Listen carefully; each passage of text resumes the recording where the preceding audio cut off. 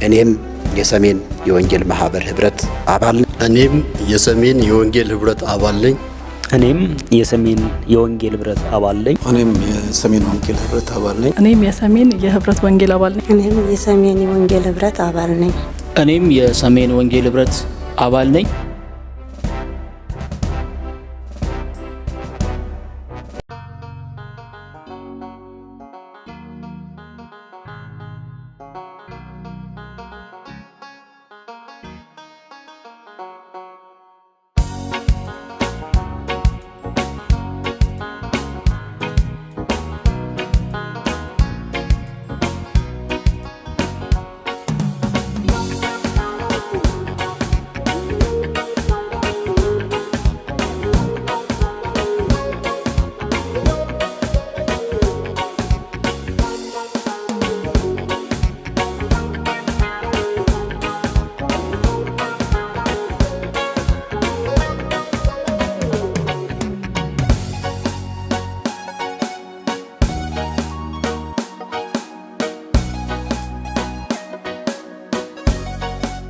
ሰላም ጤና ይስጥልን። እንደምን ውላችኋል? ይህ የኮከብ ሚዲያ ነው። ከዚህ ሚዲያ ጋር አብሬያችሁ ያለሁት ቃል ኪዳን ግርማ ነኝ። ፕሮግራሙ እንግዲህ እንደተለመደው እንግዶችን እየጠራን የህይወት ተሞክሯቸውን የሚያካፍሉን የሚያጽናኑንና የሚያበረታቱን ሰዎችን አገልጋዮችን የምናቀርብበት ሰዓት መሆኑ የሚታወቅ ነው። ዛሬ ደግሞ ትንሽ ከወትሮ ለየት የሚለው ተሐድሶ ማህበረ ጽዮን ማህበርተኞች የክርስቶስ ቤተክርስቲያን መስራቾችና አባላት ጋር አብሬ ይገኛለሁኝ። እስኪ ከእነሱ ጋር እንግዲህ የተለያዩ ውይይቶችን እናደርጋለን። መልካም ቆይታ እንዲሆን የተመኘው። ግን ደግሞ የእኛ ቤተሰብ ካልሆናችሁ ሰብስክራይብ እንድታደርጉ የሆናችሁ ደግሞ ሼር እያደረጋችሁ ከዚህ ፕሮግራም ጋር አብራችሁ እንድትቆዩ እየጋበዝኩኝ ወደ እነሱ ሄዳለሁኝ። እንግዲህ መስራች ከሆኑት የዚህ የማህበረ ጽዮን መስራች የሆኑት ፓስተር ፕሮፌት ሚስጥሩ ከእርሶ ልጀምርና እስኪ ራስዎትን እያስተዋወቁልኝ፣ ሁላችሁም ራሳችሁ ታስተዋውቁልኝ ያላችሁ። አሁን ግን እርሶ ራሳችሁን በማስተዋወቅ ፕሮግራሙን ይጀምሩልኝ። እሺ፣ አመሰግናለሁ። እግዚአብሔር ይስጥልኝ። እንደሚታወቀው ስሜ መርጌታ ምስጢሩ መዝገቡ እባላለሁኝ። ተሐድሶ ማህበረ ጽዮን ሰማያዊት የክርስቶስ ቤተክርስቲያን የሚል ራዕይ በመቀበል ለዚህ አደራ በታማኝነት ወንጌልን እያገለገልኩ ነው የሚገኘው። ከኔም ጋራ እንደዚህ የምታዩቸው ወንድሞች እህቶች አሉ። ወንጌልን ከኔ ጋር አብረው ይሰብካሉ፣ በየሙያ ዘርፋቸው ማለት ነው። ራሳቸውን ያስተዋውቁላችኋል። ስለ ጋበሽ ደግሞ እግዚአብሔር ይባርክሽ። አመሰግናለሁ። ሁላችሁም እንግዲህ ራሳችሁን በማስተዋወቅ እንኳን ለ6ኛ ዓመት የመስረት አባላችሁ አደረሳችሁ እላለሁ። መቼ እንደሆነ ቀኑን ባላውቅም ግን አሁን እዛ ዝግጅት ላይ መሆናችሁን ሰምቼ ነው ወደ እናንተ ለመቀላቀል የመጣሁት። እስኪ እንግዲህ ሁላችሁም ራሳችሁን እያስተዋወቃችሁ በቤተክርስቲያኑ ላይ ደግሞ ያላችሁን ኃላፊነትም እየገለጻችሁ እንድትሄዱ። እሺ፣ አመሰግናለሁኝ። ሰለሞን ወርቁ እባላለሁ። ሐዋርያ የሚል ጥሪ ከቀደሙ አባቶች ወይም አገልጋዮች ደርሶኛል። እስከዚያው ድረስ ግን ከዚህ ቤተክርስቲያን ባለራዕይ ነብይ ሚስጥሩ መዝገቡ ጋር በመሆን በዚህች አጥቢያ ስር መንፈሳዊ ዘርፍን በተመለከተ ያንን በመቆጣጠር ላገለግል አብሬ ጆይን አድርጌያለሁ። ሰላም በዓለም ዙሪያ ላላችሁ ቅዱሳን ይሁን። ነብይ ዮናስ እጅጉ እባላለሁ። በሰማያዊቷ ጽዮን ማህበርተኞች ቤተክርስቲያን የሙሉ ጊዜ አገልጋይ ነኝ። በረከት ተስፋ ይባላለሁኝ። በሰማያዊቷ ጽዮን ቤተክርስቲያን በጸሐፊነት የማገለግል ነኝ። አመሰግናለሁ። ሰላም ለእናንተ ይሁን። እኔ መስታወት መስቀሉ እባላለሁ። የማገለግለው በወንጌል ስርጭትና በሂሳብ ሹምነት። ሰላም ፍቅር አለማስቻለው እባላለሁ። የሰማያዊቷ ጽዮን የሰሜን የወንጌል ማህበርተኞች አባል ነኝ። ሰላም ለእናንተ ይሁን። አገልጋይ ዳንኤል ፈይሳ እባላለሁ። በሰማያዊቷ ጽዮን ማህበርተኞች የክርስቶስ ቤተክርስቲያን አካልና እንዲሁም በሰሜን ወንጌል ማህበርተኞች ማለትም ከአዲስ አበባ እስከ ኤርትራ ባለው የታላቁ ተልእኮ እንቅስቃሴ ውስጥ የወንጌል አገልጋይ ነኝ። አመሰግናለሁ። እንግዲህ ሁላችሁም ራሳችሁን ማስተዋወቃችሁኛል፣ በጣም ደስ ብሎኛል። ስሙ እንዴት ተሰየመ? ተሐድሶ ማህበረ ጽዮን ማህበርተኞች የክርስቶስ ቤተክርስቲያን እንዴት ይሄ ስም ተሰየመ? እሺ፣ አመሰግናለሁ። እግዚአብሔር ይስጥልኝ እድሉን ስለተሰጠሁኝ። ተሐድሶ ማህበረ ጽዮን ሰማያዊት የክርስቶስ ቤተ ክርስቲያን እንግዲህ እኔ በኢትዮጵያ ኦርቶዶክስ ተዋሕዶ ቤተ ክርስቲያን ተወልጄ ያደግኩኝ በዛም ቤተ ክርስቲያን ደግሞ ሳገለግል እንደነበረ ይታወቃል። ሆኖም ግን በቤተ ክርስቲያኒቱ ውስጥ ለአንድ ጌታ ወንጌልን የእውነትን ወንጌል ከተቀበልኩ በኋላ ጌታን ከተቀበልኩ በኋላ ማለት ነው እዛው በቤተ ክርስቲያኒቱ ውስጥ ለአንድ 7 ዓመት እስከ 9 ዓመት የሚሆን የአንደርግራውንድ አገልጋይ ነበርኩኝ። በቤተ ክርስቲያኒቱ ውስጥ ወንጌልን እየሰራሁኝ ከዛ ከቤተ ክርስቲያኒቱ ከወጣሁ በኋላ ግን ከታሪክ መዛግብቶች በመነሳት ታሪክን በማጥናት ቤተ ክርስቲያኒቱ በቃ መለወጥ አለባት፣ መታደስ አለባት የሚል ሸክም ስለነበረኝ እኔም ለበርካታ ጊዜ በምጸልይና በእግዚአብሔር ፊት በማሳለፍ ጊዜ ይሄንን ተሐድሶ ማህበረ ጽዮን የሚለውን ስያሜ መንፈስ ቅዱስ አመላከተኝ እና እንግዲህ ተሐድሶ ማህበረ ጽዮን ሰማያዊት የክርስቶስ ቤተክርስቲያን የሚለውን አደራ ተቀብዬ በዚህ አደራ ነው ወንጌልን እየሰበኩ ያለሁት። እንዴት ተመሰረተ፣ ስሙ ምን ማለት ነው ለሚለው እንዲያው ባጭሩ ማህበረ ጽዮን ከታሪክ አንጻር ስንመለከት የኢትዮጵያ ኦርቶዶክስ ተዋሕዶ ቤተክርስቲያን ከ4ኛው መቶ ክፍለ ዘመን ጀምሮ ታሪክን ስናጠና ኦርቶዶክስ የሚል ስም የላትም ነበረ። እንደ ታሪክ በነ አብርሃ ወአጽብሃ ዘመነ መንግስት እንዲሁም ደግሞ በአባ ሰላማ ከሳቴ ብርሃን ዘመን ቤተክርስቲያኒቱ ማህበረ ጽዮን ተብላ ነው የምትጠራው። ሰሜን ኢትዮጵያ ላይ ወንጌል ለመጀመሪያ ጊዜ በአብርሃ ወአጽብሃ ዘመነ መንግስት በቅዱስ ፍሬምናጦስ አማካኝነት ወንጌል ወደ ኢትዮጵያ ሲገባ ተብላ ቤተክርስቲያኒቱ የምትጠራው ማህበረ ጽዮን ነው። ማህበረ ጽዮን ሰማያዊት የክርስቶስ ቤተክርስቲያን እንግዲህ ይሄንን በመጽሐፍ ቅዱስ የእግዚአብሔር ቃል በዕብራውያን መጽሐፍ ምዕራፍ 12 ላይ ገብተን ማየት እንችላለን እና የሰማያዊቷ ጽዮን ትባላለች። ወደ አማርኛ ስትተረጎም የሰማያዊቷ ጽዮን አዲሲቷ ኢየሩሳሌም እሷን ነው ተቀብለን ሰዎችን የሰማይ ዜጎች ለማድረግ ሰዎችን ከድቅድቅ ጨለማ ወደሚደነቅ ብርሃን ለመጥራት ሁሉም ሰዎች ክርስቶስ ኢየሱስን በማግኘት ዳግም በመወለድ የሰማይ ዜጎች እንዲሆኑ የእግዚአብሔር ልጆች እንዲሆኑ ከማሰብ አንጻር ነው ይሄ ስም የተቀበልነውና በዚህ ስም ደግሞ ክርስቶስ ኢየሱስን እያገለገልን ያለ ነው ማለት ነው። መቼ ነው ታዲያ? ማለት በቅርብ ጊዜ ነው? መቼ የተጀመረው? ያው የምስረታ በዓል ላይ ስለሆናችሁ ነው ይህን ጥያቄ መጠየቅ ማንሳት የሚገባኝ። መቼ የተመሰረተ? ዓላማውስ ምንድን ነው? ያው ወንጌል ነው ዓላማው አውቃለሁ፣ ግን ለሌሎች በጣም መብራራት ስለሚኖርበት እስኪ መቼ እንደተመሰረተ አስረዱኝ።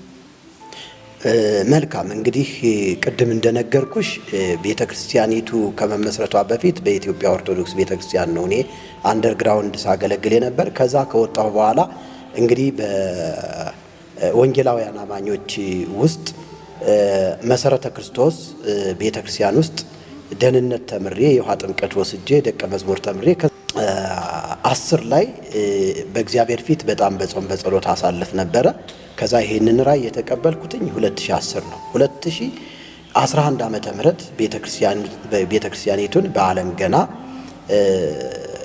አካባቢ ነው ለመጀመሪያ ጊዜ የተከልኳት ማለት ነው። እንግዲህ በዓለም ገና አካባቢ ቤተክርስቲያኒቱ ከተመሰረተች ጊዜ ጀምሮ ለ1-2 ዓመት በጣም በርካታ ስራዎችን ስትሰራ ቆይታለች። ይብን ይሄ ታላቁ ተልእኮ የሚባለውን የዛን ሰዓት ነው አብረን የጀመርነው ማለት ነው። ሁል ጊዜም ከአመት እስከ አመት ወሩ መጨረሻ ላይ ከ25 እስከ 30 ይህቺ ቤተክርስቲያን የወንጌል ስርጭት ኮንፈረንስ አላት። በእነዚህ ስራዎች እጅግ በጣም በርካታ ሰዎችን ከድቅድቅ ጨለማ ወደሚደነቅ ብርሃን በማምጣት እኔ እንደውም እዚህ ጋር ልጠይቅ እያሰብኩ ነው የገባ በዛው አያይዘ እንዳውም ከጀመርክልኝ ጋር 6 ዓመት አስቆጠረ። የቤተክርስቲያን 6 ዓመት ሲያስቆጥር ምን ሰርቷል?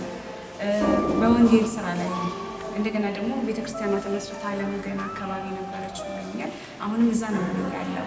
ስለ ቤተክርስቲያኗ በደንብ ጠለቅ ያለ እውቀት ተመልካቾች እንዲኖራቸው የሰራችሁትን ስራ እስኪ በዛው አያይዘን ትነግሩኝ። እሺ፣ እግዚአብሔር ይስጥልኝ። እንግዲህ ቤተክርስቲያኒቱ እንደነገርኩሽ ከ2011 ዓመተ ምህረት ላይ ከተተከለች በኋላ በዛ ስፍራ ላይ ወንጌልን የሰራችው በተከታታይ ለ2 ዓመታት ነው። የ2 ዓመት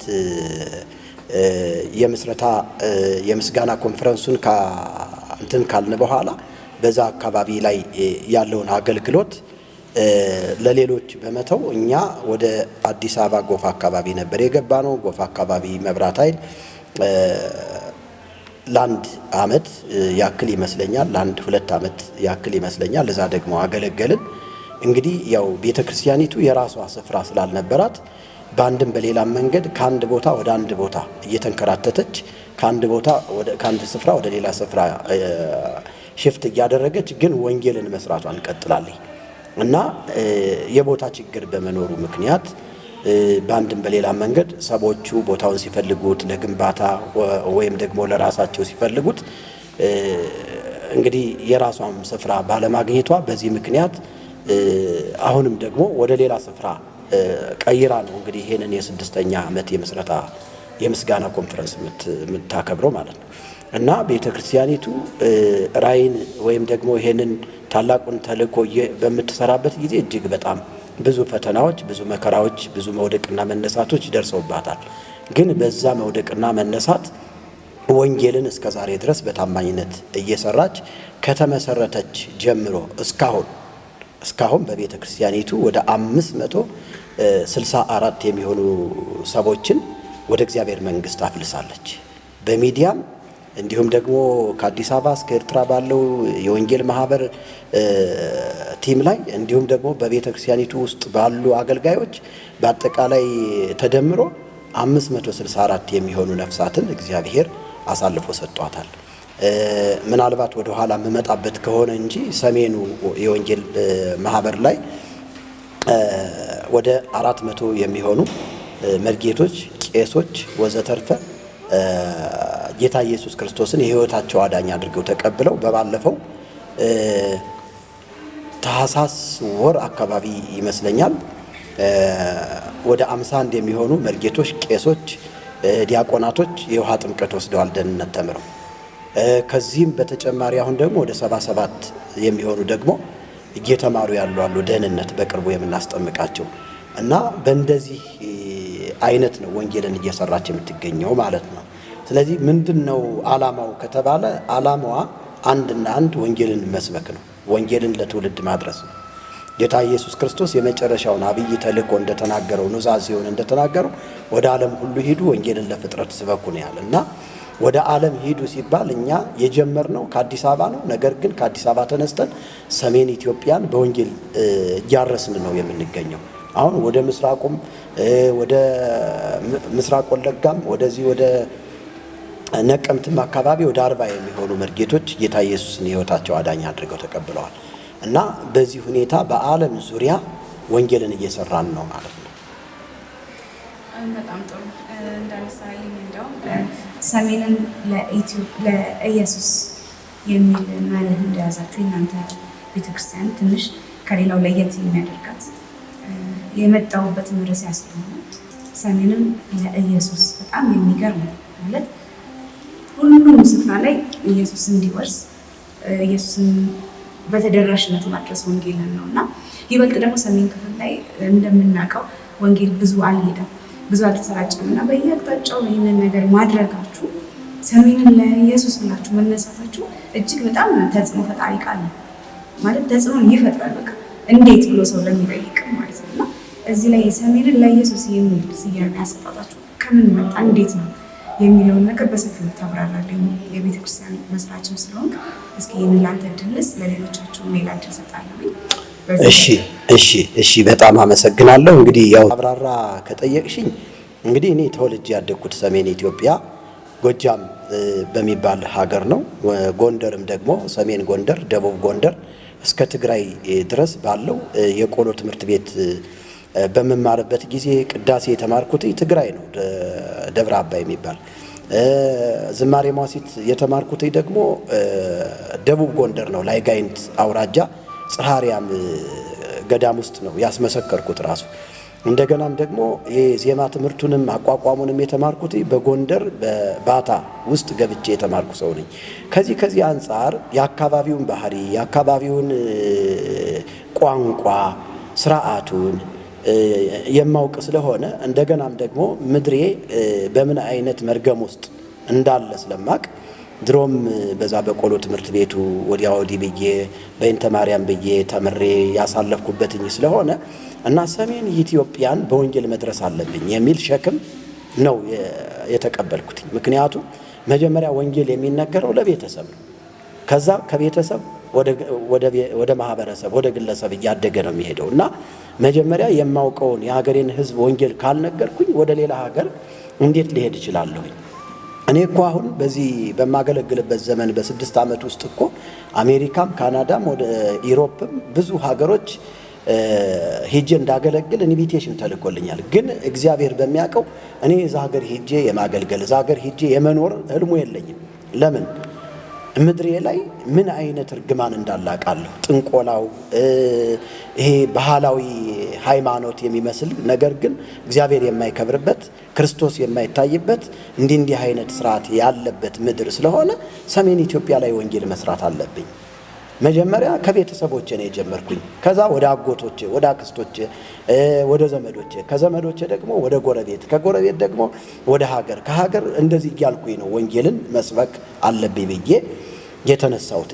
ስለዚህ ይህንን ራእይ ለወንድሞች ለእህቶች ሳካፍላቸው ሳጋራቸው ደግሞ ከዚህ ራእይ ጎን እኛም መቆም አለብን እኛም መስራት አለብን ብለው አምነው ነው ከኔ ጋራ ወንጌልን የሚሰሩት ማለት ነው።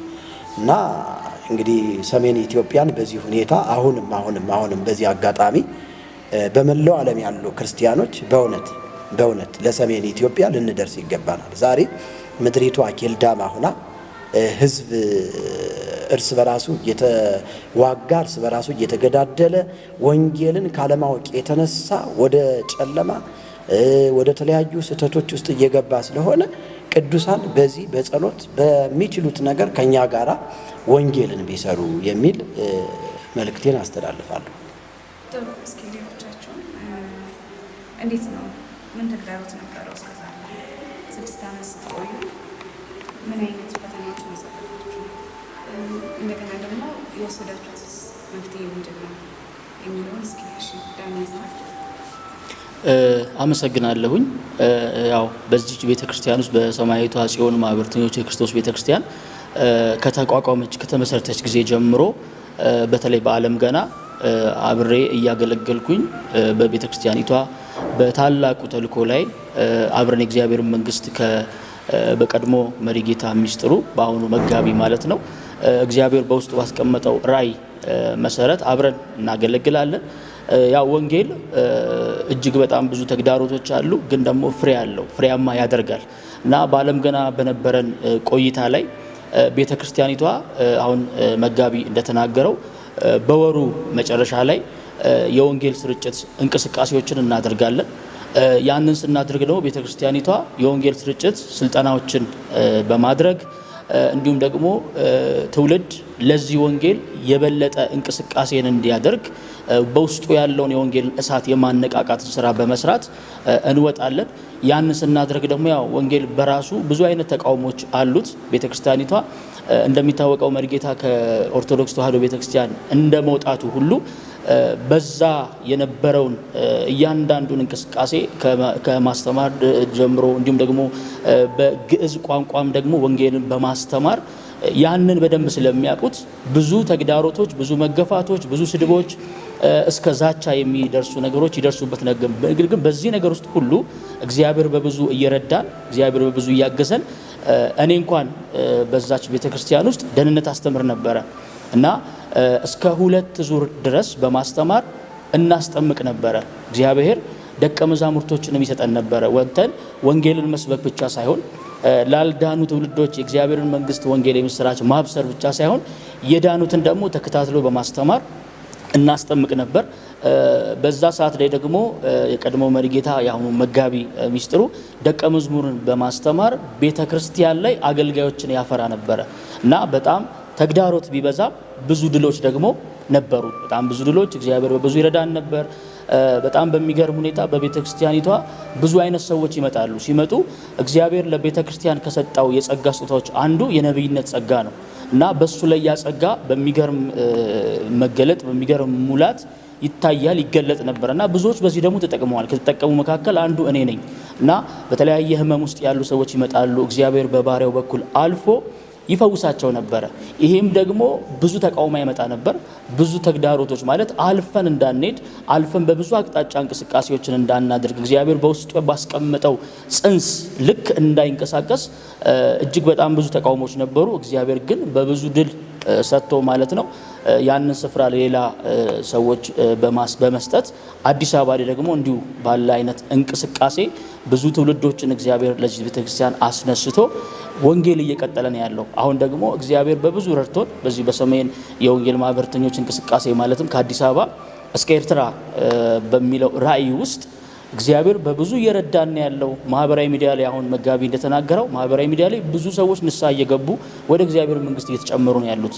ያው ተግዳሮቶቹ እዛም ላይ እንደቀጠሉ ነው ያሉት። ብዙ ዛቻዎች አሉ፣ ብዙ ስድቦች አሉ። እንቅስቃሴ ሁሉ እስከሚገደብበት ድረስ መጋቢ እንደ ማንኛውም ሰብአዊ ሰው መንቀሳቀስ እስከሚያቅተው ድረስ ያው የጨለማው ዓለም ሰዎች ሲያመልጡ ደስ ስለማይሰኝ ያን ደግሞ በስጋ ለባሽ ይገልጠዋል እና ያንን እያየን ያለ ነው። ኢቭን እኛም አብረን የምናገለግል አገልጋዮች ላይ እኔም ጭምር ላይ ብዙ ዛቻዎች ደርሰዋል። ግን አለን እስከዛሬ። ለምንድን ነው እንኳን መጥፋታችን መኖራችን እንኳን በእግዚአብሔር እጅ ነው ያለው።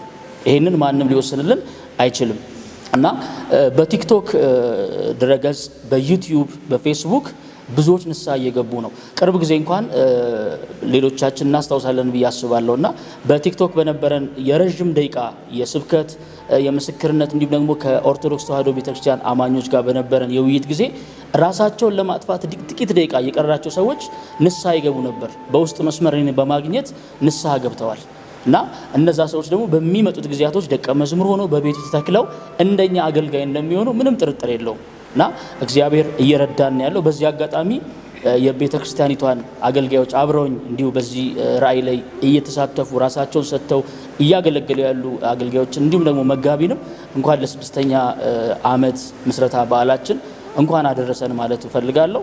እጅግ ወዳችኋለሁ። በጣም ደስ ይላል። ይሄ ህብረታችሁ፣ መሰብሰባችሁ ደቀ መዝሙሩን ኢየሱስ ሲመርጥ ሁሉም የራሱ የሆነ ስራዎች ነበራቸው። እናንተም ጋር እንደዛ ነው ያለውና ክፍፍሉ የመጣው አንደኛው የሌላውን ስራ አንደኛው እየተደጋገፋችሁ የሚሄዱ ትልቅ ነገር ስለሚሆን ማለት ነው።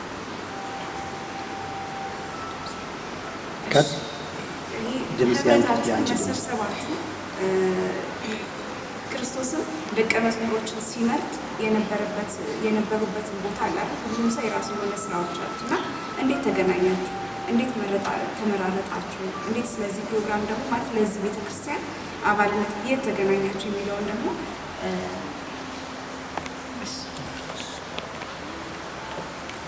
አመሰግናለሁ። በድጋሚ ከዚች ቤተክርስቲያን ባለራዕይ ጋር የተገናኘ ነው በአንድ አጋጣሚ ላይ ነው።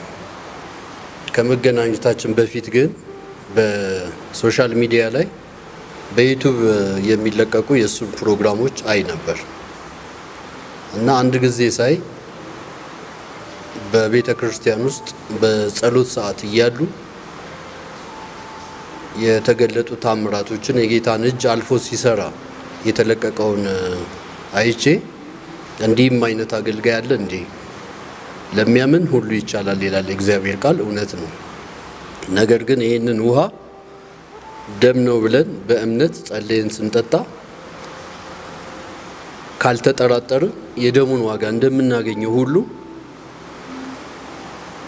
በዚህ ነብይ አገልግሎት ደግሞ ውሃው በትክክል ወደ ደም ተቀይሮ ሳይ ወደ ኋላ የጌታ መንፈስ እንዳስብ ነው ያደረገኝ። በሙሴ እጅ ይሆን ነበር፣ በእርግጥ በፈርዖን ጠቢባኖችም እጅ ይሆን ነበር። ይህንን ታምራት የሚያደርጉ በሙሴ እባብ ተውጠው እንደጠፉ ሁሉ አሁንም በጨለማው ታምራትን የሚያደርጉ ወደዚህ ቸርች ሲመጡ ያን ታምር የሚያደርገው አጋንንት ጮሆ እንደሚወጣና እንደሚሸነፍ የተገለጠ ነው፣ የአደባባይ ሚስጥር ነው። ውሃ ወደ ደም መቀየሩ ነው ወይ ወንጌል ስንል አይደለም። ውሃ ወደ ደም መቀየሩ፣ ውሃ ወደ ወተት፣ ወደ ስፕሬት፣ ወደ ኮካኮላ፣ ወደ የት ቢቀየር ውሃን ቀይሮ ያሳየው ጌታችን መድኃኒታችን ኢየሱስ ክርስቶስ ነው። በቃና ዘገሊላ በመጀመሪያው ተአምራት ማለት ነው። ያ ወንጌል ነው ወይ? አይደለም።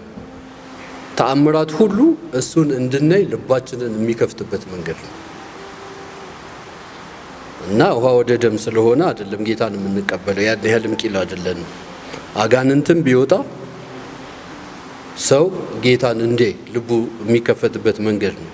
የሞተም ቢነሳ የጸለየውን ሰው ሳይሆን እነ ጴጥሮስ እንዳሉት ስለምንድን ነው ትኩር ብላችሁ ወደኛ የምታዩት? ይህ ነገር በእኛ ወይም ከእኛ እንደሆነ ታስባላችሁ ወይ? ወደኛ ትኩር ብላችሁ አትዩ። ይህንን ያደረገው እናንተ ሰቅላችሁ የገደላችሁት የናዝሬቱ የኢየሱስ ክርስቶስ ስሙ ነው ብለው እንደመሰከሩ ሁሉ እኔም ይህ ታምራት በዚህ ሰው ተደርጎ ሶሻል ሚዲያ ላይ ሳየው በቃ ኢየሱስ አልፎ እንደተገለጠ ኢየሱስ አልፎ እንደሚሰራበት ልቤን ደስ ብሎት አስበው ነበር። ምንም አይነት ስለሱ ኢንፎርሜሽንም የለኝም፣ በአካልም በፍጹም አንተዋወቅ። ነገር ግን እኔ መጽሐፍ ታዘጋጅ ነበር። መጽሐፍ እንዳለብኝ በአዲስ አበባም ክፍለ ሀገርም በተለያየ ምክንያት ቸርች ውስጥ ስገባ ነቢያቶች ይናገሩኝ ነበር፣ ፓስተሮችም ይናገሩኝ ነበር። ይሄን መልእክት በብዛት ከፓስተሮች ሰምቻለሁ፣ ከነቢያት ብቻ ሳይሆን። በዛ ምክንያት በመታዘዝ ከሞትም በኋላ ላለን ዘላለማዊ ሕይወት መሰናዱ የሚል ርዕስ ያለው መጽሐፍ እያዘጋጀው ነበር። ለኦርቶዶክስ ብቻ ሳይሆን ለፍጥረት ሁሉ ወንጌልን ስበኩ እንደተባለ የክብር ቁርአን ትርጉም ለ2 ዓመት ያህል አጥንቻለሁ። ኦርቶዶክስ ተዋህዶ ጋር ያለኝን ነገር ከጨረስኩ በኋላ ማለት ነው። ምክንያቱም የታቦት አምልኮ ጊዜው ካለፈበት ስዕለ አድኖ እና ሌሎችም አሁን የሚደረጉ የመቅደስ ስርዓት መቅደስ በራሱ ምድር ላይ እንደሌለ ታቦቱም ወደ ሰዎች የልብ ጽላት እንደተቀየረ መቅደሱም በተንቀሳቃሽ ሕያው በሆኑ በአካሉ በፈጠራቸው በሰዎች ልብ ውስጥ ሊያድር እንደተቀየረ ሁሉ ከተገነዘብኩ በኋላ ብዙ ከጴንጤዎች ጋር ህብረትም የለኝም፣ ማቀውም ነገር ስለሌለ ይሄ ታቦት አምልኮ፣ ይሄ ስዕል አምልኮ፣ የማጠንት አምልኮ መስጊድ ውስጥ ባለመኖሩ ምክንያት እና ብዙ ሙስሊም ጓደኞች ስለነበሩ እዚህ ጋር መድረሴን ሲያውቁ፣ እዚህ ውሳኔ ላይ መድረሴን ሲያውቁ ስለምናወራ ብዙ ጊዜ እግዚአብሔርን ቃል ሙሴን ስለማወራ እንግባባለንና ቁርአን አምጥተው ይሰጡኛል። አንተ ያላ ሰው ነህ ታስታውቃለህ መጀመሪያም ይሉ ነበርና ቁርአንን በማጠና ሰዓት ግን ኢየሱስ ክርስቶስ በመንፈስ እንደተጸነሰ ይናገራል፣ እንደሞተ ይናገራል፣ እንደተቀሰቀሰም ይናገራል። ልክ ሐዋርያው ጳውሎስ በቆሮንቶስ ምዕራፍ 15 መልእክቱ ላይ ኢየሱስ ክርስቶስ ካልተነሳ ትንሣኤ ሙታን የለም ማለት ነው እያለ ለአይሁድ ሕዝቦች ወይ መነሳቱን ለካዱ በሰዓቱ እንደሚናገረው ሁሉ በቁርአን አዙሩፍ ቁጥር 61 ላይ ይህ አልመሲህ ኢሳ ለትንሣኤ ቀን ምልክት ነው። የአልመሲህ ኢሳ መነሳት የትንሣኤ ቀን ምልክት ነው። ይሄ ቀጥተኛ መንገድ ነው፣ ተከተሉኝ፣ ሰይጣን አያዘግያችሁ፣ ለእናንተ ግልጽ ጠላታችሁ ሰይጣን ነውና እንደሚል እነዚህን ሁሉ ሌላም የሚገራርሙ ሚስጥሮችን ከቁርአን ውስጥ ካገኘው በኋላ ወደ ጴንጤው ህብረተሰብ ወይም ጌታን ተዘልለው ወደሚያመልኩ ወደ በጎቹ ማህበር ተቀላቀልኩ ማለት ነው። ይህን ሁሉ እውቀት ካገኘው በኋላ በቀላሉ አልተቀላቀልኩም። ተጋቢዎች በቦሌ መድኃኔዓለም ቤተ ክርስቲያን በተክሊል በሚጋቡ ሰዓት ለመጀመሪያ ጊዜ ወደፊት እንድቀርብ እድሉን አግኝቼ ነበር። እነሱም በማጀብ ቪዲዮ ለመቅረጽ ጋብዘውን ስለነበርና እዛ ጋር የተፈጠረ ነገር ነበር። የቆሙ ሚዜዎች ይወድቁ ነበር። ሁለት ጥንዶች ናቸው። ከአንዱ ሴቷ ከአንዱ ወንዱ ይወድቃሉ ወንበር ላይ። ምንም ወንጌልን ባላቅ እጄን ጭኜ ለመጸለይ በኢየሱስ ክርስቶስ ስም ብዬ ለመጸለይ እጄን ጫንኩበት ስል ልጁ ከዛለበት አይኑን በግድ ከፍቶ ወደ ላይ ያይ ነበር። ይሄ የስሙ ምክንያት እንደሆነ ገብቶኛል።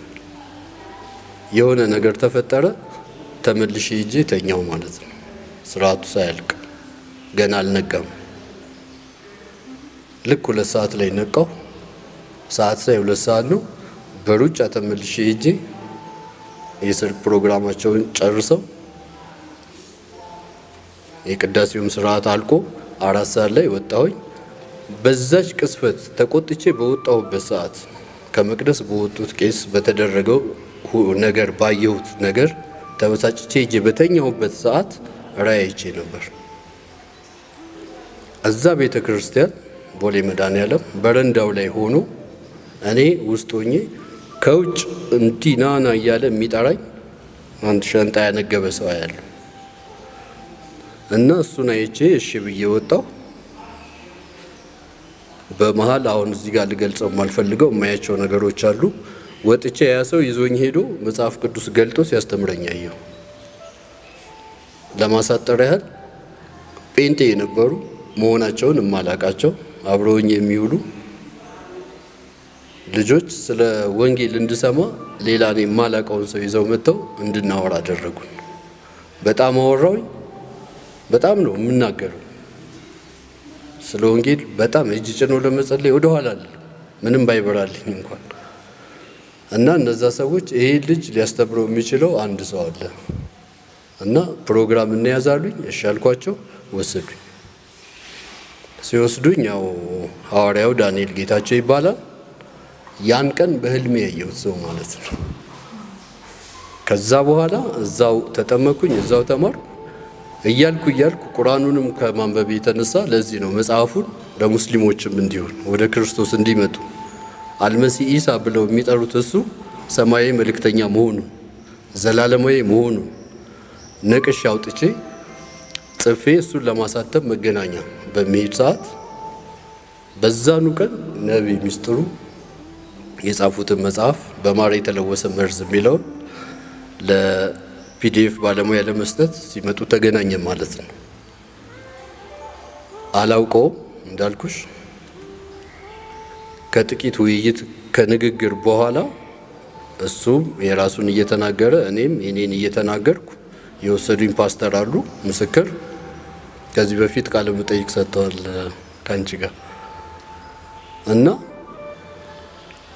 ድምፁን እየሰማሁት ያ ያየሁት ዩቲዩብ ላይ ያየሁት ምስክርነት እና ድንቅና ታምራት ትዝ እያለኝ መጥቶ ነቢይ ሚስጥሩ አንተ ነህ እንዴ አልኩት። አሁን እኔን ታውቀኛለህ እንዴ ሲለኝ ተነስቼ ነው የተጠመጠምኩበት። ምክንያቱም እኔ የጻፍኩት ጽሁፍ ምንም እንኳን በኦርቶዶክስ ባላገለግል አንብቤ ከተረዳሁት ሌሎች መጽሐፎችንም ከ16ኛው መቶ ክፍለ ዘመን ጀምሮ ያሉት ኢትዮጵያ ውስጥ አሁን ያለውን ችግር እኛ ችግር ብለን የምንጠራው በልማድ እንደ ልማድ ተጀምሮ ለዚህ ቀውስ ያበቃውን የሃይማኖት ስርዓት ወደ ብርሃን ለማውጣት ወደ እውነቱን ወደ መግለጥ ለማውጣት እኔ የጻፍኩት አለና መረጌታ ሆኖ ከመረጌትነትም ያለፈ ስልጣን ሊቀበል የተዘጋጀ ሰው በርቶለት እያገለገለ በማግኘቴ በጣም ተደስቼ የኔን ጉዳይ ትቼ የሱ ጉዳይ ላይ ትኩረት በማድረግ ያችን ቀን ተዋወቅን። እስከ ዛሬ ድረስ አለን። እኔ ሳላውቀው በፊት የነበሩትን እኔ ሳውቀው ያው 1-3 ዓመት ይሆነኛል። አሁን 6ኛ ዓመቷ ነው ቤተ ክርስቲያን። ያለፈውን ታሪክ ከሱም ሰምቻለሁ፣ አብረውትም ከሚያገለግሉት ከዛም በኋላ እየተቀራረበ መጣ። እሱም ባለው ጸጋ እኔ ውስጥ ያለውን ነገር በማየት ለዚች ቤተክርስቲያን መንፈሳዊ ዘርፍ ተቆጣጣሪ ሆኜ እንዳገለግል ሾሞኝ እገኛለሁ። የተዋወቅነው በዛ ቅስፈት ነው ማለት ነው። በተገለጠው የጌታ እጅ የተገናኘ ነው ማለት ነው። በጣም ይገርማል። በጣም ደስ የሚል ነው አገላለጽህም የነበረው ነገርና ስለ ተአምራት ስታወራ ኢየሱስ ብዙ ሲሰራ ተደነቁ አይደል? ተደነቁ። ሲደነቁ ይሄኛው ለምን ይደንቃችኋል? ከዚህ ከኔም የበልጥ ታደርጋላችሁ ተባልና ብዙ ጊዜ ሰዎች ተአምራትን ሲያዩ ይደነግጣሉ። ተአምራት የሚያስደነግጥ አይደለም። ተአምራት ልናደርግ ተጠርተናል። ምክንያቱም እኛ ጋር ያለው የከበረ ነው። ይሄ ስም ከባድ ነው ማለት በቃ የምንችለው አይደለም። ምንም ነገር ማድረግ ካለብን እናደርጋለን። ግን የምናደርገው እኛ አይደለም፣ አለ ከኛ ጋር የሚሰራ። እኛ መተላለፊያ ነን። ጀስት እንደ ቱቦ ውሃ አለ አይደለ? ቱቦ ከሌለ ውሃ ከሌለ ቱቦ ብቻውን ምንም ዋጋ የለውም። እውነት ነው። ማስተላለፊያው በቃ በድርቀት ይደርቃል እንጂ ሌላ ምንም የሚያመጣልን መፍትሄ የለውም። ያ ውሃ ነው እየሄደ ብዙ ነገሮችን የሚቀይረው። እኛ ጋር ካለው የተነሳ ብዙ ተአምራት ይደረጋል። የሞተ ሲነሳ ሊደንቀን አይገባም። የሚደንቅ አለ እና በጣም እንደውም አነሳው ፕሮፌት ሚስጥሩ ብዙ አይነት ተአምራትን ሲያደርግ እኔም ያየሁባቸው ሁኔታዎች አጋጣሚ ቤተክርስቲያን በመሄድ የሱ ቤተክርስቲያን በመሄድ ብዙ ተአምራት ሲደረጉ ባይኔ አይቻለሁ። አድራጊው እሱ አይደለም፣ ከእሱ ጋር እግዚአብሔር እንዳለ ግን እኔ ተረዳለሁ። ምክንያቱም እግዚአብሔር ቀብቶ ያላስነሳው ማንም የለም። ሁሉም ያው ጸጋ ልዩ ልዩ ነው፣ መንፈሱ ግን አንድ ነው። በተለያየ ጸጋ ሁላችንን ተቀብተን መተናል። እንደምንሰራበት እንዳሰራራችን እንደምንቀሳቀሳችን ስለሚወሰን ነው እና በዚህ አጋጣሚ እኔም በጣም እግዚአብሔር አንተ ጋር እየሰራ መሆኑን ስላየሁኝ እጅግ ደስ ይለኛል። እግዚአብሔር ክብር መስጠት እፈልጋለሁ። እስኪ ይቅርታና አንድ ነገር ልጨምር። ቧንቧው ሊደርቅ ይችላል ብለሻልና መንፈስ ቅዱስ ከሰዎች ሊሸሽ ይችላል። እስካልሸሸ ድረስ ግን ይደርቃል ማለት አይቻልም። ነገር ግን አገልጋዮች ሊደክሙ ይችላሉ፣ ሊዝሉ ይችላሉ፣ ኢቭን በኃጢአት ሊወድቁ ይችላሉ። የክርስቲያን ተስፋው ደሙ ትኩስ መሆኑና ንስሐ ስለተፈቀደለት ነው። ሊያነጻም የታመነ ነው ስለሚል ነው። ሊዝግ ይችላል ቧንቧው። በዛ በዛገ ውስጥ የሚመጣው ውሃ ግን ቆሻሻን ያጥባል፣ ያጠራል። በእኔም ሕይወት ስላየው ምንም እንኳን የቆምኩበት ቸርች ባይኖር ሕዝብ በተሰበሰበበት የተባበሩት ጋር ይህን ሚዲያ የሚያዩ ሊያስታውሱ ይችላሉ። ምናልባት ሙስሊሙ፣ ኦርቶዶክሱ፣ ጴንጤው፣ ወጣት ሽማግሌው በተሰበሰበበት እንደ ሞቶ የዋለ ሬሳ አለ እና ሁለተኛ ቀን እንዳይሞት ተብሎ እንዳያድር ተብሎ ስልክ ይደወላል፣ መጥቶ የሚያነሳው የለም። እና በዛው አጋጣሚ እኔ ጸለይኩለት። በዛ ሁሉ ህዝብ ፊት ጸለይኩ። ከ3 ደቂቃ ከ4 ደቂቃዎች በኋላ ያ ሰው ተነሳ። የሞተ ሰው ተነሳ እና ለማንም ስልኬን አልሰጠውም። እና ለባለቤቴ ለምንድን ነው ይህን የሚያህል ጸጋ በሱ ላይ ተቀምጦ ቸርች የማይከፍተው ብለው ሲሉ እኔ ግን በዛ መንገድ አልፌ አላውቅም ጭራሽ። ምክንያቱም ኢየሱስ አለጊዜው ሊያከብሩት ሲሉ ከመሃላቸው ሸሽቶ ይሄድ ነበር። አለጊዜው ከፍ ሊያደርጉት ሲሉ ሰዓቱ እንዳልደረሰ አውቆ ወደ ሌላ ከተማ ዞር ይል ነበር።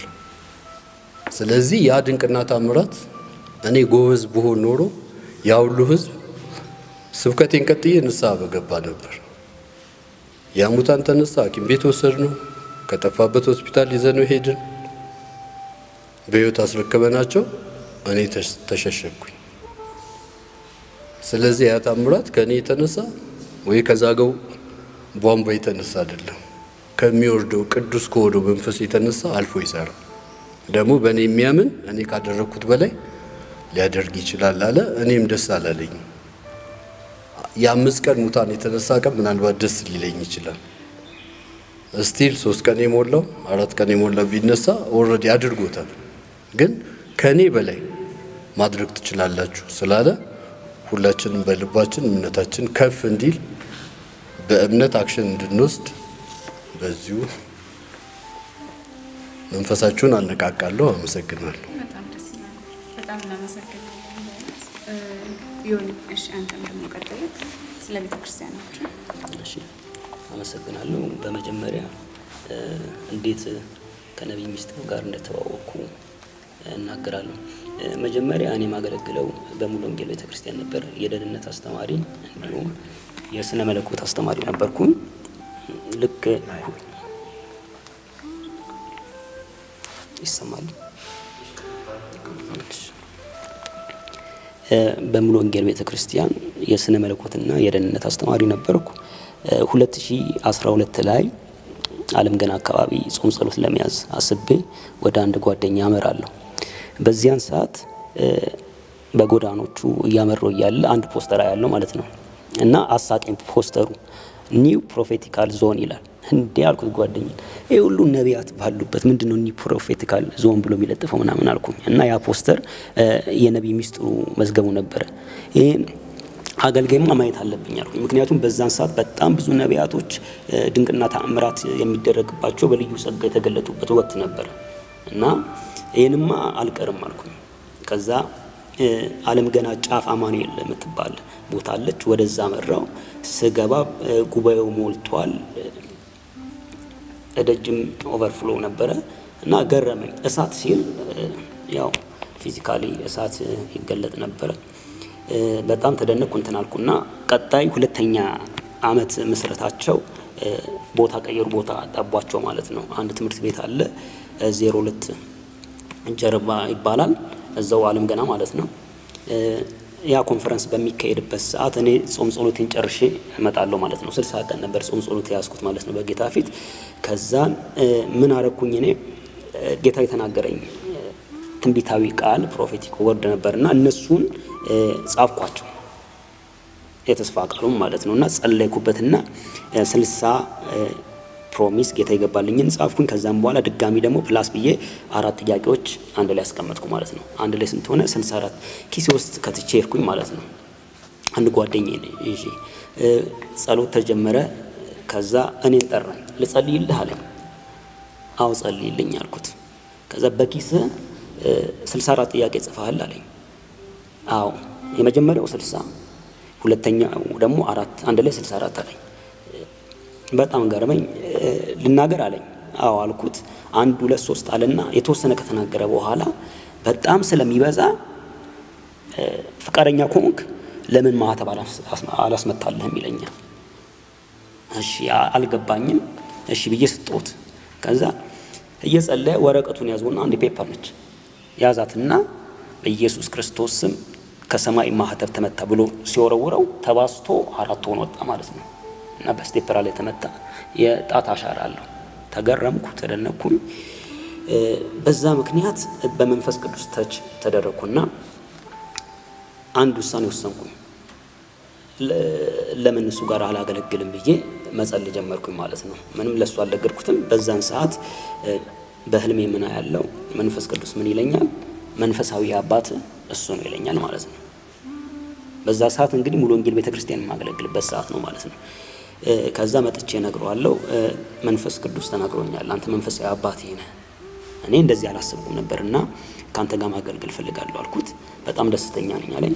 ስለዚህ ደህንነት ላስተምርልህ ሙሉ ወንጌልም እያለሁ ደህንነት አስተምራለሁ። ተማሪዎች ካሉ አሉ የሚያስተምር ሰው እንደውም እየፈለግኩ ነው አለኝ። በዛው አገልግሎት ጀምራለሁ ማለት ነው። 2012ን ክረምቷን እንደዛ ከወጣን በኋላ 2013 እና 14ን ያን ስፍራ ለቀን ወደ ጎፋ እንመጣለን። ጎፋ ማብራት ኃይል ኮንዶሚኒየም ማለት ነው። በዛ ትልቅ የእግዚአብሔር እጅ ተዘረጋ። ብዙ ሰዎች ይመጡ ነበር። ከተለያዩ በሽታዎች ይፈወሱ ነበር። ከኤችአይቪ፣ ከካንሰር፣ ከእጢ፣ ከአስም ድንቅና ተአምራት ይደረግ ነበር ማለት ነውና ታንጀበል የሆነ ሚራክል በነብዩ በኩል አልፎ ይደረግ ነበር። እኔ በጣም የሚገርመኝ ማለት ነው የመጀመሪያው ተች የተደረኩበት ሚራክሉ ነው፣ ፕሮፌሲው ነው። ቀጥሎ ግን ተች የተደረኩበት ላይፉ ነው። ታምራቱን አይቼ ህይወቱ የተስተካከለ ባይሆን ኖሮ ትቼው ነው የሚለው። ምክንያቱም ያደግኩት ከልጅነቴ ጀምሮ ከሰንዳይ ስኩል ነው። ሰንዳይ ስኩል እየተማርኩኝ ከዛ በማስተማር እያልኩኝ ቤት ህብረት ሳየው ላይፉ የተገለጠ ነው። ደስ የሚል ህይወት ነው ያለው። በዛ ምክንያት ከተአምራቶቹን ባለፈ ህይወቱ የሚስብ ነው ማለት ነው እና በዛ ቤተ ክርስቲያን ጎፋ ላይ 2013 14 ትልቅ ፍሬን አፍርተናል ማለት ነው። ብዙዎች አገልጋዮች ነበሩ። ወደ 40 የሚጠጉ አገልጋዮች ነበሩ አብረው ማለት ነው። እና በቤተ ክርስቲያኒቷ እንደዛ እያገለገልን ሰዎች ጌታን እየተቀበሉ ደቀ መዛሙርት እያፈራን ከ25 እስከ 30 ሁሉ ጊዜ የወንጌል ስርጭት አለን። ወደ ዓለም ሁሉ ሂዱ እንደሚል መጽሐፍ ቅዱስ ታላቁን ተልእኮ ግብ አድርገን እንሰራለን። ሰዎች ይድናሉ፣ ይማራሉ፣ ይጠመቃሉ፣ ደቀ መዝሙር ይሆናሉ። እነሱን ደግሞ ለአገልግሎት እናበቃቸዋለን ማለት ነው። እና እግዚአብሔር እንዲህ በቤተ ክርስቲያኒቷ እየሰራ 2015 እና 16 ግን በጣም ከፍተኛ የሆነ ተግዳሮት በቤተ ክርስቲያን ላይ ይደርሳል ማለት ነው። 13ም እንግዲህ ያው በአገልግሎት ሁልጊዜ ተግዳሮት አለ።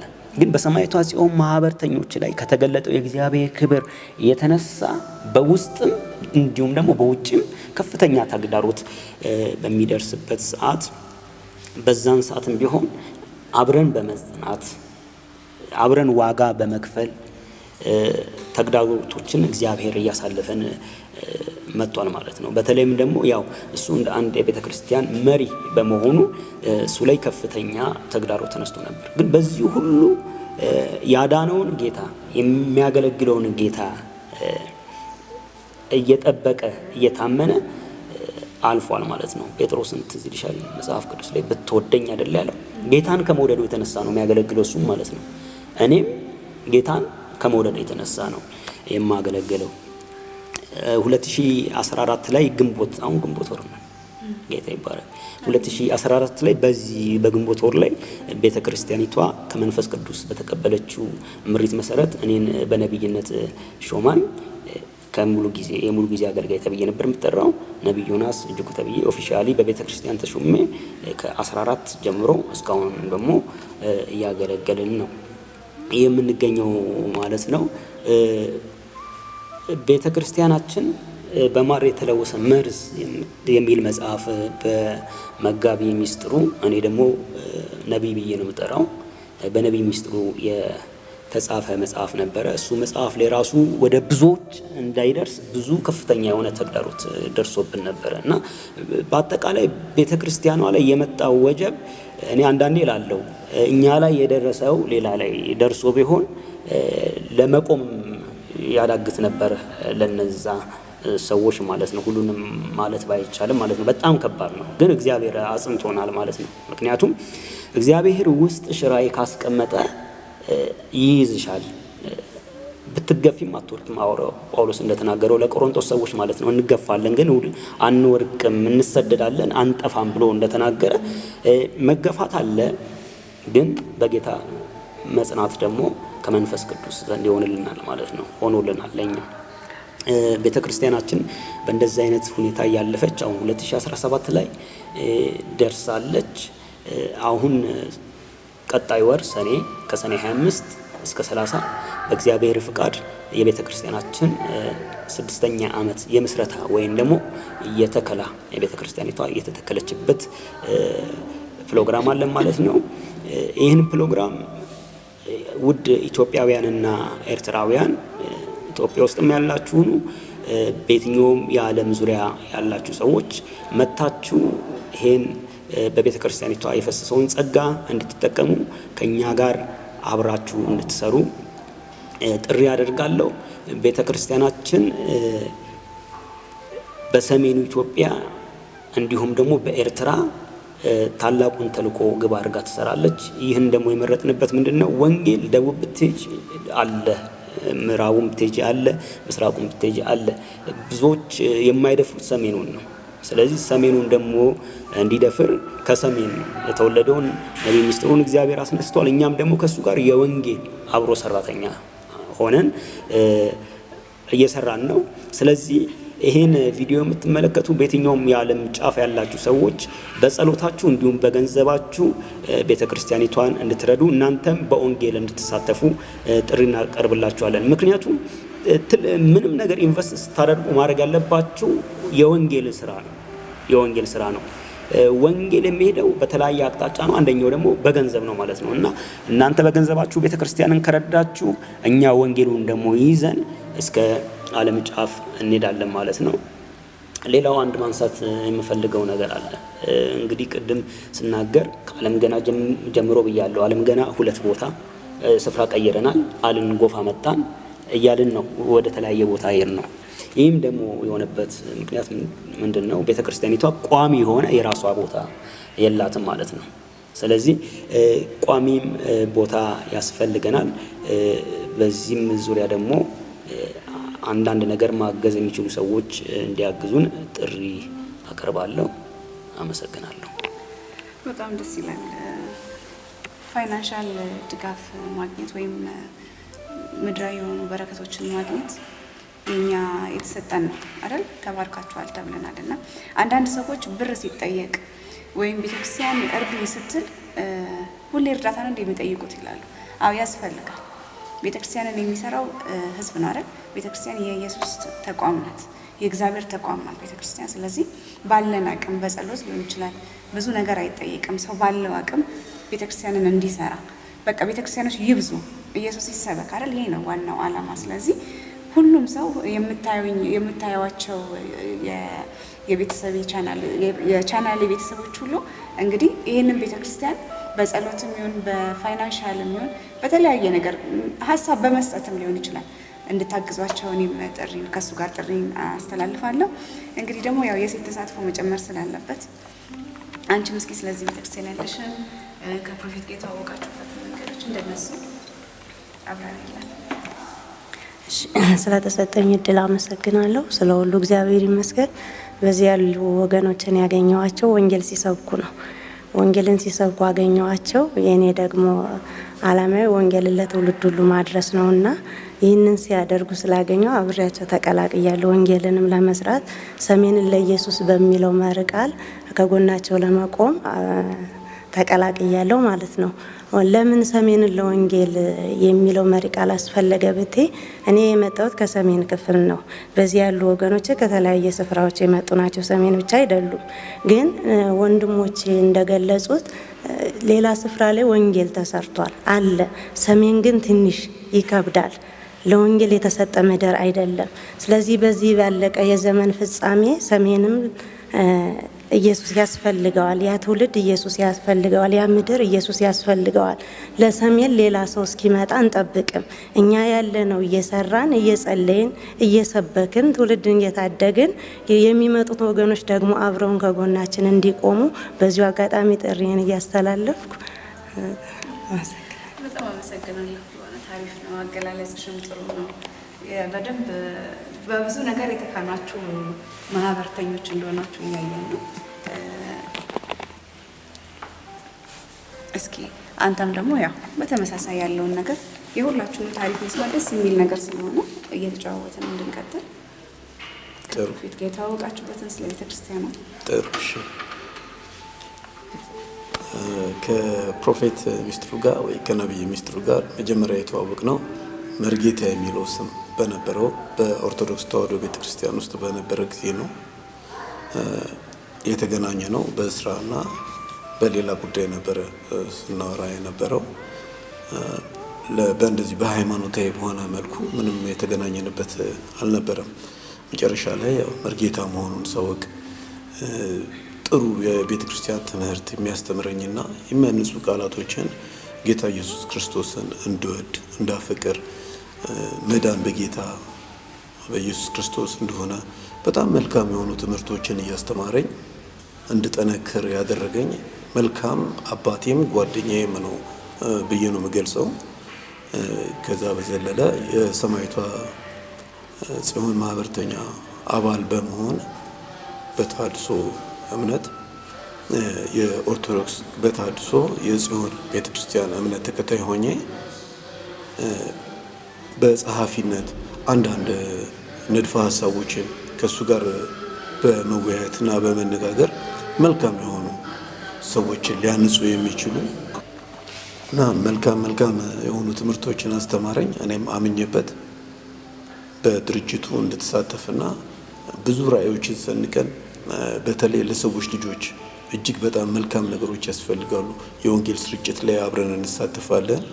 ለሰዎች ልጆች፣ ለህፃናቶች፣ ለአዛውንቶች፣ ለአረጋውያኖች መጠለያ የሚል ንድፈ ሀሳብን ከመንደፍ ጀምሮ በጥሩ እሳቤ ሆነን እያገለገለን የእግዚአብሔርን መንግስት ሊያስወርሰን የሚችል የዘላለም ሕይወትን እየተመገብን በጣም መልካም የሆነ የትምህርት አካሄድ ሆኖ ስላገኘሁት መርጬ እያገለገልኩኝ ይገኛሉ። በጣም አሪፍ። አንቺም እስኪ እሺ፣ እንግዲህ ያው የሁላችሁንም ሀሳብ ለመስማት ሞክሬያለሁ። ደስ ብሎኛል። በዚህ ሁሉ ውስጥ ኢየሱስ ይግናል። እዚህ ላይ የተቀመጥነው ስለ ፕሮፌት ልናወራ አይደለም።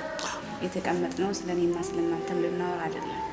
ግን ደግሞ አንዳችንን ማበርታት የበረታውን ደግሞ የበረታበትን ርዕስ ልንገልጽ ስለሚገባን ማለት ነው። ፕሮፌትን ያበረታ እግዚአብሔር ይመስገን። ደግሞ ከስር ሆነው ደግሞ እንደዚህ አይነት ትውልድን እንደዚህ አይነት መያዝ፣ አብሮ መስራት፣ አብሮ ወንጌልን በጣም የገረመኝ ወንጌል ስርጭት ሁሌ በወር መጨረሻ ላይ እንዳላችሁ 5 ቀን እያወራችሁኝ ነበርና ይሄ ደግሞ ትልቅ ስራ ነው። በኢየሱስ ስም ተብሎ የሚሰሩ ስራዎችን በአጠቃላይ ለማበረታታት ነው እንጂ የተቀመጥነው አንድን ሰው ልናጎላ ኢየሱስን ላንናገር አይደለም። ስለዚህ ያው ብዙ ሰዎች እንደዛም ብለው አመለካከታቸውን እንዳይወስዱብኝ ነው፣ ሰው ልታሞግሱ ነው እንዳይሉን፣ ከዛም አንጻር ፍርሃት ስለሚገባኝ ነው ሚዲያ ላይ መጠንቀቅ ስለሚኖርብን። ግን እግዚአብሔር ስለረዳክ፣ እግዚአብሔር ስላከበረክ፣ አክባሪ እግዚአብሔር ነው። አክብሮም ዝም አይልም፣ ያስከብራል። እግዚአብሔር ትልቅ መሆኑን ነው የምናየው። ምስክርነቶችን መስማት፣ ድንቅና ታምራትን ማየት ይህ አይደለም ብርቁ። እግዚአብሔር ስላከበረ ነው እዚህ ጋር የደረስከው፣ ከነበርክበት ቦታ መውጣት። ምክንያቱም ከዚህ በፊት ሚዲያ ላይ ያንተን ቃለ መጠየቆችን በብዛት ሰምቻለሁ። የነበርክበት ጨለማ ዛሬ እዚህ ጋር ቁጭ ብለን ስናወራው ወሬ ሊሆን ይችላል፣ ግን ደግሞ እጅግ በጣም የተለየ ነገር ነው አሳልፈ ይመጣል። ያን ሁሉ አልፈ መጥተህ ዛሬ ስለ ኢየሱስ መናገር፣ ስለ ኢየሱስ ብለህ ወንጌል ስርጭት መውጣት እጅግ በጣም ትልቅ ተግዳሮትን ማለፍ በራሱ ማለት ነው። በእውነት ስለአንተ እግዚአብሔርን እናመሰግናለን። ያንተን አይነት እግዚአብሔር ያብዛለን። በቃ ምክንያቱም ሰሜንን ስትወርሱ ሰሜን ላይ በጣም ብዙ የሚነሱ ብዙዎች አሉ። ልክ እንዳንተ አሉ ያልወጡ ገና በየቤተክርስቲያናት ያሉ ቅድም እንዳልከው ዲያቆኖች፣ ካህናቶች እየተቀበሉ ያሉ ጌታ አሉ። ምክንያቱም ያ ነገር እኛ መጥፎ ነው ስህተት ነው እያን እያስተማርን አይደለም። እኛ የምናስተምረው ኢየሱስን ነው። እኛ የምናስተምረው ትክክሉን ነው። ሰው ትክክሌቱ ነው መጥፎቱ ነው እያለ መለየት እንግዲህ ፈቃድ ተሰጥቶናል። ማንም ሰው በግድ አይመጣም። ፍቅር ነው የሚያመጣው። እኛ ይህን ፍቅር ኢየሱስን ነው የእኛም ፍቅር ወንጌልን ነው የምንሰብከውና ይህን ወንጌል ይህንን ፍቅር አይቶ የመጡ ሰዎች እንዳሉ ግን እንመሰክራለን። ምክንያቱም እንዳውም አንዳንዴ የእናንተን ቻናሎች እንደዚህ እያዩ ከኦርቶዶክስ ቤተክርስቲያን የወጡትን ድሮም እኮ ቄስ አልነበረም ይባላል። እሱ እኮ ውሸቱን ነው መርጌታ አልነበረም። ምክንያቱም ያለ የመጨረሻ እንትኑ ኮንክሉዥኑ ላይ የሚደርሱበት መንገድ ይሄ ስለሆነ አይደለም። በቃ ኢየሱስ ከመጣ ማንም ምንም አልነበረም። ብቻ ኢየሱስ ይምጣ እንጂ የማይቀየር ነገር የማይገለበጥ ነገር የለም። ትላንት ከነበርንበት ጨለማ የወጣ ነው ኢየሱስ ነው። ትላንት ማንም ነበርን፣ ምንም ችግር የለውም። አይደለም ብትባልም ምንም ችግር የለውም። ትላንት የነበረው ሂስትሪ ዛሬ ላይ ሊያጎላው የሚችለው ነገር የለም። እንዳውም የዛሬውን ነገር የሚያደበዝዝ ታሪክ ነው ያለ።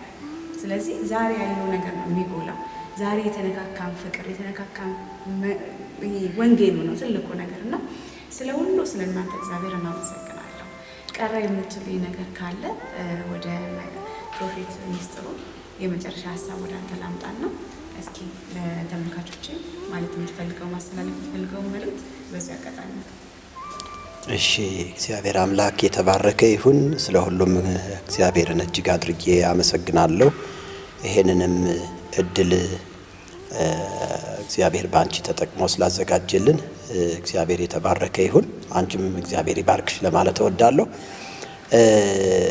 እንግዲህ ያው ቤተክርስቲያናችን ቅድም እንደተናገርኩትኝ ከዓለም ገና ጀምሮ ከ2011 ዓመተ ምህረት ጀምሮ እስካሁን እስከ 2017 ምንም አይነት ክራይሲስ ምንም አይነት ችግር ቢኖር ያንን ችግር እየተቋቋመች ወንጌልን ለትውልድ እያደረሰች ነው የምትገኘው።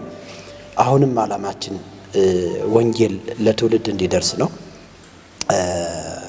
ዛሬም እንዲያው ሰብሰብ ብለን ይሄንን ሀሳባችንን ሰዎች እንዲሰሙልን የፈለግነው ወንጌል ይሰበክ ነው። ሌላ ዓላማ ወይም ሌላ ሀሳብ የለንም። እኔም ወንድሞችም እህቶችም በዚህ የተሰበሰብነው ወንጌል እንዲሰበክ፣ ትውልድ ነፃ እንዲወጣ፣ ትውልድ ከእስራት እንዲፈታ፣ ትውልድ ወደ እግዚአብሔር መንግስት እንዲገባ ካለን ናፍቆትና ጥማት ነው እንጂ ሌላ ምንም አይነት ፍላጎት የለንም። ምክንያቱም የተጠራ ነው ወንጌልን ለመስበክ ስለሆነ፣ በጎነቱን ለመናገር ስለሆነ እና እኔ አንድ ነገር መናገር የምፈልገው ቤተ ክርስቲያኒቱ እጅግ በጣም ብዙ መከራዎችን አስተናግዳለች። ነገር ግን ከመከራ በኋላ ደግሞ ድል እንዳለ እናምናለን። ወንጌልን ይዘን አንወድቅም ብለን እኛ እናምናለን። ወንጌል አሸናፊ ስለሆነ፣ ወንጌል የሚያሸንፈው በፍቅር ስለሆነ እና በየትኛውም ዓለም ያሉ ክርስቲያኖች ዳግም የተወለዱ የእግዚአብሔር ልጆች የሆኑ ሁሉ በዚህ ወንጌል እንዲሳተፉ ፈልጋለሁ። ድሮ እኛ በዛኛው ቤት እንዳለን ሰንበት የሚባል ማህበር ይጠጣል፣ ዝክር የሚባል አለ፣ የማርያም ማህበር የሚባል አለ፣ የጊዮርጊስ ማህበር የሚባል አለ ወዘተርፈ እና ያንን ማህበር ለማዘጋጀት ቀድሞ እናቶች ምኑን ያክል ችግር እንደሚያሳልፉ እናውቃለን።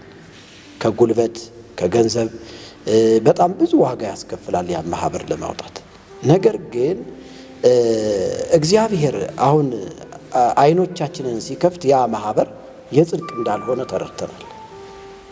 ምናልባትም ማህበሩ መሰባሰቢያ እንዲሁ ደግሞ ለሰዎች በረከት፣ ለተራቡ ሰዎች ለረሃባቸው ማስታገሻ ሊሆን ይችላል እኮ። ግን እግዚአብሔር አይከብርበትም። እውነት ለመናገር ጠላ ተጠምቆ አረቂ ቀርቦ ሰዎች ያንን እየጠጡ ወደ እግዚአብሔር መንግስት ይገባሉ የሚለው ይሄ እንዲያው ባህላዊ እንቅስቃሴ በሃይማኖት ውስጥ የተሰጠና የተሰራ ቢሆንም እውነት ለመናገር በዚህ ሰዎች ሊጸድቁ አይችሉም። ልንጸድቅበት የተሰጠን አንድ ነገር አለ፣ እሱም ክርስቶስ ነው። አሁን ይህንን ክርስቶስን እኛ ሰዎቹ እንዲያገለግሉት እንዲገለገሉበት የምንፈልገው አሁን ከዛኛው ማህበር ይልቅ የወንጌል ማህበርተኛ ሆነው በየትኛውም ዓለም ያሉ ክርስቲያኖች የወንጌል ማህበርተኛ ሆነው ስለ ወንጌል በሁሉም ነገር ዋጋ በመክፈል ከኛ ጎን እንዲቆሙ ነው እኔ ጥሪ የማስተላልፈው። አጋጣሚ ሆኖ እኔ ቅድም እንደነገርኩሽ ጎጃም ክፍለ ሀገር ምዕራብ ጎጃም አካባቢ ነው ተወልጄ ያደግኩት። በዛ በምዕራብ ጎጃም አሁን አንዳንድ ጥናቶችን ሳጠና ወንጌል እየሰበኩ እጅግ በገንዘብ የተባረኩ ሰዎች አሉ። በጣም ትላልቅ ፎቅ ያላቸው በውጭም ዓለም በሀገር ውስጥም አሉ። ግን ወንጌልን በድፍረት ደግሞ አይሰብኩም። ስለ ወንጌል አይናገሩም። ከሰው ጋር ተመሳስለው ነው የሚኖሩ። ወንጌል ተመሳስለን እንድንኖር ሳይሆን ተመሳስለን ሰዎች የሚድኑበትን መንገድ በር መክፈት ነው መቻል ያለብን እና በዚህ አጋጣሚ በየትኛውም ዓለም ሆነው ያሉ በዛ በጎጃም፣ በጎንደር፣ በደብረ ታቦር፣ በትግራይ፣ በኤርትራ ያሉ ወንድሞች እህቶች ከዚህ ማህበር ጎን በገንዘባቸው በጸሎታቸው እንዲቆሙ ይህን በኦሮሚያ ክልል ያሉ አሁን ላይ ያሉ ጌታ በሚያውቀው አሁን እዚህ እንኳን አጠገብ ያሉ ምናልባት አንድ እህት ነች ያለችው እንጂ ሁሉም ኦሮሚያ ክልል ነው ያሉት። ግን ስለ ወንጌል ግድ ይለናል ብለው ነው ወንጌልን ከኔ ጋር እየሰሩ ያሉ። ወንጌልን ሲሰሩ ደግሞ ሰሜን ኢትዮጵያ ነፃ መውጣት አለበት በወንጌል ሰሜን ኢትዮጵያ ነፃ ወጣ ማለት ሙሉ ኢትዮጵያ ነፃ ትወጣለች ብለው ነው ከኔ ጋር የሚሰሩት። የዘረኝነት ጉዳይ አይደለም። እኛ ከነገድ ከቋንቋ ከህዝብ የተዋጀ ነው በክርስቶስ ኢየሱስ ስለሆነ ወንጌልን እውነት ለመናገር እኔ አሁን ከኦሮሞ ማህበረሰብ ጋር ነው ወንጌልን እየሰሩ ያሉት። ከጎን የቆመውም ይሄንን ራዕይ ተቀብለውም ሰሜን ኢትዮጵያ ላይ ገንዘባቸውን ኢንቨስት እያደረጉ ወንጌልን እየሰበኩ ያሉት እና ወደፊት ለፊታችን 77 የሚሆኑ የቤተ ክርስቲያኒቱ ልጆች አሉ የሚጠመቁ። እነዚህን ሰዎች ለማስጠመቅ ደቀ መዝሙር ለማስተማር በቃ አቅጣጫ ለመስጠት ገንዘብ ያስፈልጋል እውነት ለመናገር። ስለዚህ በዚህ ከጎናችን እንዲቆሙ ጳውሎስ እንደተናገረው የወንጌል ማህበር እኔም የወንጌል ማህበርተኛ ነኝ ብሎ እንደተናገረ የወንጌሉ ማህበርተኛ ለመሆን ማመን ብቻ ነው የሚጠበቀው። ክርስቶስ ኢየሱስ የከፈለውን ያን በቀራንዮ መስቀል ላይ የከፈለውን ያንን መስዋዕትነት በመቀበል በቃ ወንጌልን አብረው ከኛ ጋር እንዲሰሩ እና ይህንን ወንጌል ስንሰራ አሁን በቤተ ክርስቲያኒቱ ውስጥ አሉ፣ ዛሬ ያልመጡ ካህናቶች አሉ፣ መርጌቶች አሉ፣ በስራ ላይ ያሉ አሉ። የቤተ ክርስቲያኒቱ ሰብሳቢ አሁን ስራ ላይ ስለሆነ ነው። ካህናቶች አሉ ወንጌልን ከኛ ጋር የሚሰሩ ወደ 16 የሚጠጉ ቲሞችን አዋቅረናል በዚህ በሰሜን የወንጌል ማህበር ላይ እና በቤተ ክርስቲያኒቱ ውስጥ በየወሩ በሚሰራው የወንጌል እንቅስቃሴ ማለት ነው። ወደፊት ጌታ ቢፈቅድና ቢረዳን አንድ ቀን ደግሞ ሰብሰብ ብለን ካህናቶችን እንደዚህ በሚዲያ ይዘን እንቀርባለን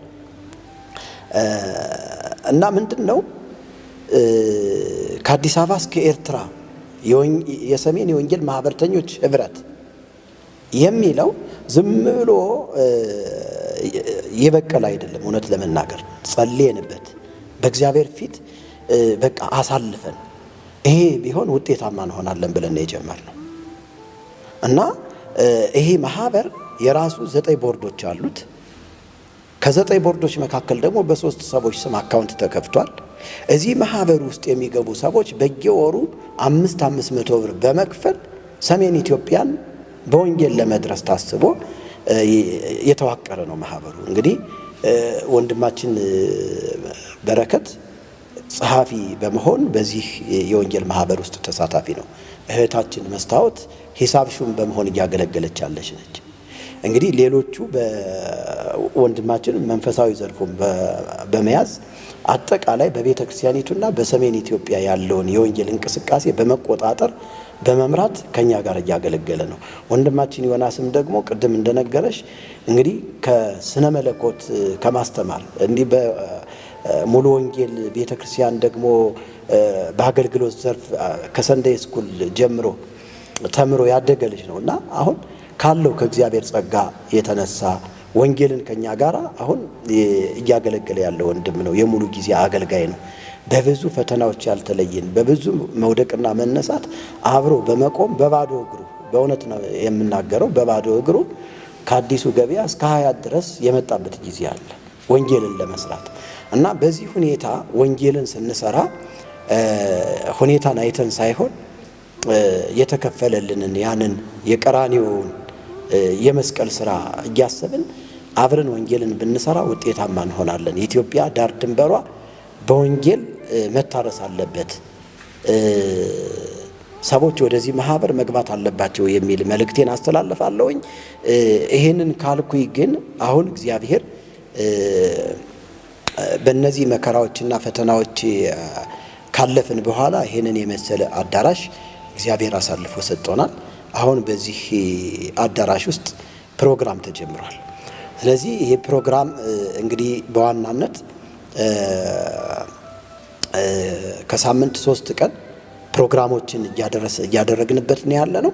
አሁን ደግሞ በፊት ለፊታችን ከ25 ሰኔ ማለት ነው ከሰኔ ወር ከ25 እስከ 27 ቅድም እስከ 30 ያለ ወንድማችን ይሄ በምህረት ይታለፍና ዋትኝ ነገር ስላለሽ ነው። የቤተ ክርስቲያናችን አድራሻ ሀያት አካባቢ የክብር ደመና ተብሎ በሚጠራው አካባቢ ወረዳ 2 አጠገብ ሳቤ ህንፃ ግራውንድ ውስጥ ነው የምንገኘው። ፕሮግራሙ በዚህ እንድትካፈሉ በጌታ ፍቅር ጥሪ ያቀርብላችኋለሁኝ። ይህ እንግዲህ በመላው ዓለም የምትገኙ የአባቴ ልጆች ቅዱሳንና ቅዱሳት ወንድሞቼና እህቶቼ አባቶቼና እናቶቼ ለዚህ የሰሜኑ የወንጌል ማህበር አባል እንደምትሆኑ ጥርጥር የለኝም። እኔም የሰሜን የወንጌል ማህበር ህብረት አባል ነኝ። እናንተስ? እኔም የሰሜን የወንጌል ህብረት አባል ነኝ። እናንተም ተሳተፉ። እኔም የሰሜን የወንጌል ህብረት አባል ነኝ። እናንተም እንድትሳተፉ ጥሪ ያቀርባለሁ። እኔም የሰሜን ወንጌል ህብረት አባል ነኝ። እናንተም ተሳተፉ፣ ተጠቀሙ። እኔም የሰሜን የህብረት ወንጌል አባል ነኝ። እናንተስ? እኔም የሰሜን የወንጌል ህብረት አባል ነኝ። እኔም የሰሜን ወንጌል ህብረት አባል ነኝ። እናንተም ከዚህ ጋር አብራችሁን የእግዚአብሔር መንግስት ሰራተኞች እንድትሆኑ ግብዣዬ ነው። በጣም ይደንቃል። በጣም አሪፍ ነው። እናንተስ ብለዋቸዋል። እንግዲህ እናንተም ከነሱ ጋር እንደምትተባበሩ አብሮ ቤተክርስቲያን እንደሚሰራ ተስፋ አደርጋለሁኝ። በጣም ነው የማመሰግነው ከእናንተ ጋር በነበረን ቆይታ ሁሉም ተመልካቾችም ደስ እንደተሰኙ እንደተጽናኑ እንደገና ደግሞ ብዙ ትምህርቶችን እንዳገኙ ተስፋ አድርጋለሁኝ። እናንተም ጊዜያችሁን ሰጥታችሁ አብረን እንድንቆይ አለባበሳችሁ ራሱ በጣም ስላማረኝ ነው እኔም እንደዚህ ለብሼ የመጣሁት። እጅግ ስርዓት የተሞላበት ጥሩ የሆነ ቤተክርስቲያንን መስረታችሁ ለዚህ በመብቃታችሁ እኔም በጣም ደስተኛ ነኝ። በምንም አጋጣሚ ከጎናችሁ የሚቆሙ ሰዎች የሚበረክቱበት የሚበዙበት ዘመን እንደሚሆንላችሁ ተስፋ አድርጋለሁ። ሰሜንን የእውነት ውረሱ። ይህንን ነው ልላችሁ የምችለው። በጣም አመሰግናለሁ። እንግዲህ እንዴት ቆይታችን እንዴት ነው ለማለት ያህል ነበረ አድርጋለሁኝ። አብራችሁን ስትቆዩ የነበራችሁን ጊዜ ሰጥታችሁን ከታዳሚዎቼ ከእንግዶቼ ጋር አብራችሁ ስለነበራችሁ አመሰግናለሁ። ይህ የኮከብ ሚዲያ ነው። ኮከብ ሚዲያ ሰብስክራይብ እያደረጋችሁ ሼር በማድረግ አብራችሁ ስለቆያችሁ ከዚህም በኋላ ስለምታደርጉን እያመሰገንን የዛሬውን ፕሮግራማችንን እዚህ ላይ ያበቃለሁኝ። ቃል ኪዳን ግርማ ነበርኩኝ። ቸር ሰንብቱ።